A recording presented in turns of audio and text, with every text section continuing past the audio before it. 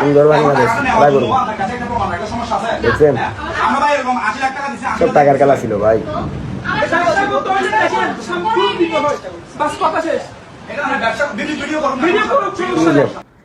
চিনছেন তো না রে? চিনেন নাই?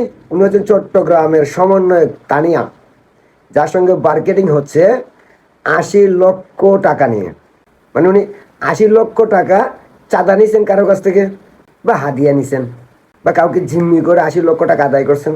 আর সেই টাকার বাটবাটোয়ারা নিয়ে একটা হোটেলের মধ্যে তারা সমন্বয়করা মিলে বাটবাটোয়ারা নিয়ে ঝগড়া লাগছে। আর এই সময় কেউ একজন ভিডিও করে এটাকে সোশ্যাল মিডিয়ায় ছেড়ে দিছে।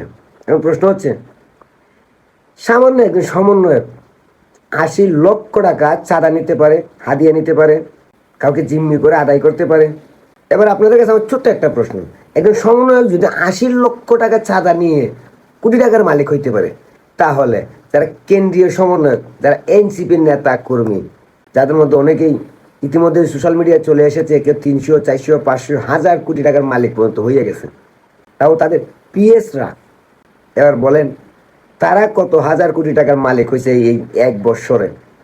ভাই আমরা কথা বলি, সত্যিটা তুলে ধরার চেষ্টা করি, অনেকে এসে গালি দেন। ভাই যারা গালি দেন, গালি দেওয়ার আগে এই জিনিসগুলো নিজের মাথায় একটু ঢুকায় নেবেন।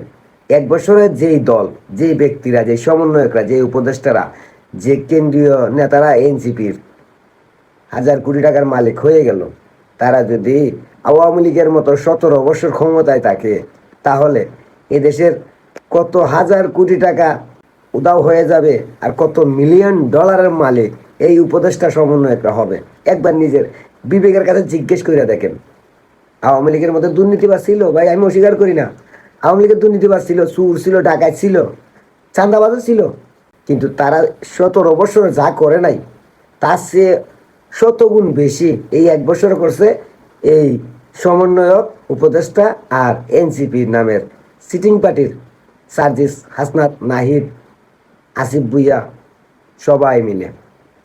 তার সঙ্গে নোবেল বিজয়ী ডক্টর ইউনূস সহ প্রত্যেকেই টাকার পাহাড় তৈরি করে ফেলছে। এবার অপেক্ষার পালা।